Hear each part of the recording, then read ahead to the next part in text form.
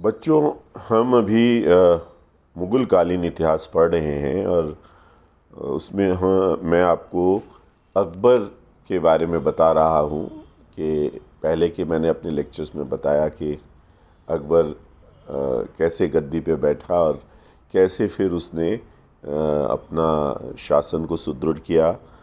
उसकी अकबर की प्रशासनिक व्यवस्था, अकबर का मनसबदारी व्यवस्था, अकबर के धार्मिक नीति, इन सब के बारे में हमने चर्चा की।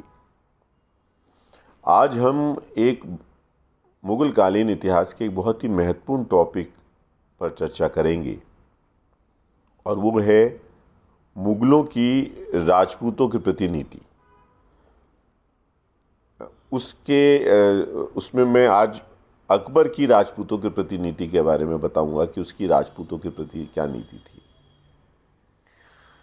देखिए, जब बाबर आया और बाबर के बाद हुमायूं और हुमायूं के बाद जब अकबर ने गद्दी संभाली, तो ये चीज़ मुग़लों को अच्छी तरह से उनको ज्ञात हो गया था कि बिना राजपूतों के सहयोग के या उन्हें अधीन किए हुए मुग़ल साम्राज्य में स्टेबिलिटी या स्थायित्व नहीं आ सकता, ना ही वो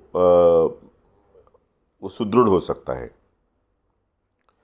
अब आप ये पूछेंगे कि ऐसा क्यों, तो विस्तार से हम चर्चा बाद में इसकी भी करेंगे, इन पहलुओं पे भी डालेंगे, लेकिन मोटे मोटे तौर पे देखिए, बात ये है कि मुग़ल जब आए और उन्होंने आकर अपना जब साम्राज्य स्थापित किया, तो उत्तर भारत में उस वक्त जो सबसे महत्वपूर्ण जो शक्ति थी वो थी राजपूताना राज्य। वो चाहे मेवाड़ हो, चाहे मारवाड़ हो, चाहे जयपुर घराना हो। और राजपूत जो कम्युनिटी थी, एक मार्शल कम्युनिटी थी। तो मुग़लों ने इस बात को समझ लिया कि या तो हम उनका सहयोग लें या उन्हें हराकर अपने अधीन करें, तभी हमारा साम्राज्य जो है वो सुरक्षित रह सकता है।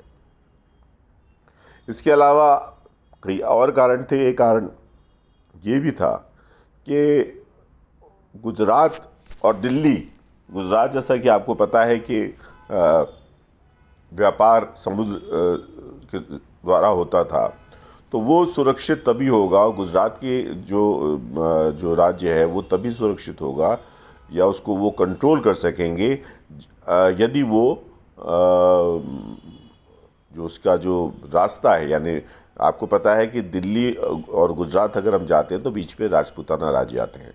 तो उनको था कि जब तक हम राजपूताना राज्यों को अपने बस में नहीं करेंगे या उनको अपने अधीन नहीं करेंगे या उनका सहयोग नहीं लेंगे, तो गुजरात को भी कंट्रोल करना मुश्किल हो जाएगा।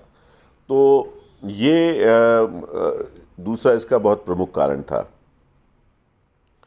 तो जब हम राजपूत नीति की बातें करते हैं तो हम देखेंगे, अभी तो हम अकबर की बात करेंगे और उसके बाद फिर जब आगे कैसे जहांगीर और उसके बाद शाहजहां और औरंगज़ेब, उनकी क्या नीतियां थीं और क्या उन्होंने उसमें बदलाव हुआ और उसके क्या अंततः परिणाम हुए, इन सब पर भी चर्चा करेंगे, क्योंकि ये बहुत इम्पॉर्टेंट है ये समझना कि अकबर और उसके बाद बाकी जो बादशाह थे उनकी और जो राजपूतों के प्रति नीति थी वो उससे मुग़ल सल्तनत को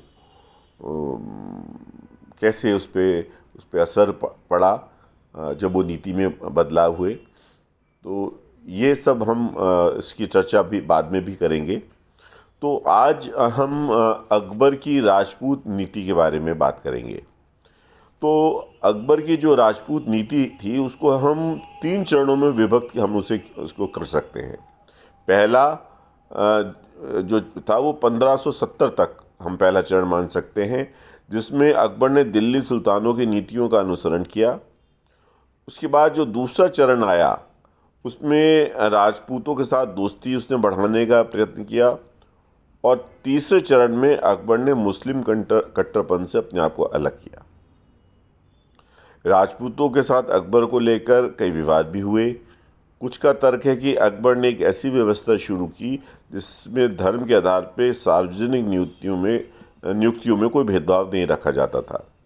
दूसरा ये तर्क भी देते हैं कि साम्राज्य के विस्तार के लिए अकबर ने राजपूत शक्ति का उपयोग किया और उन्हें एक दूसरे के खिलाफ लड़ाया ताकि एकजुट होकर वह साम्राज्य के लिए खतरा नहीं पैदा कर सकते।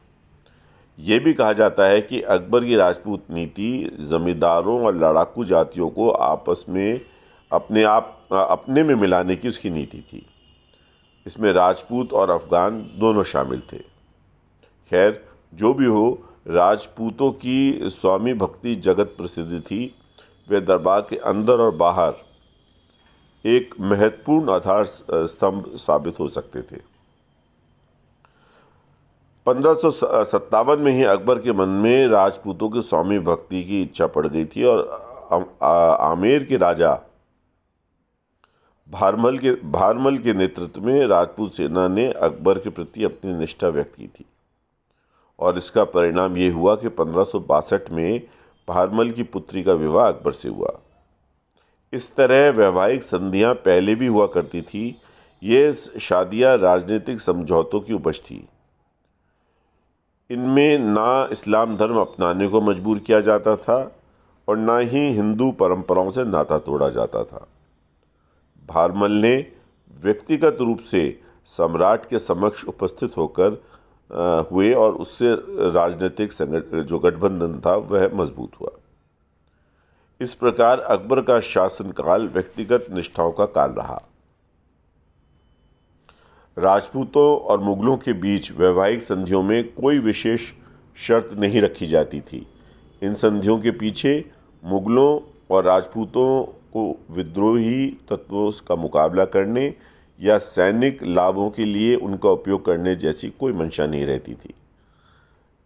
अकबर ने 1562 और 64 के बीच जजिया कर समाप्त कर दिया, फिर तीर्थ कर को भी हटा दिया।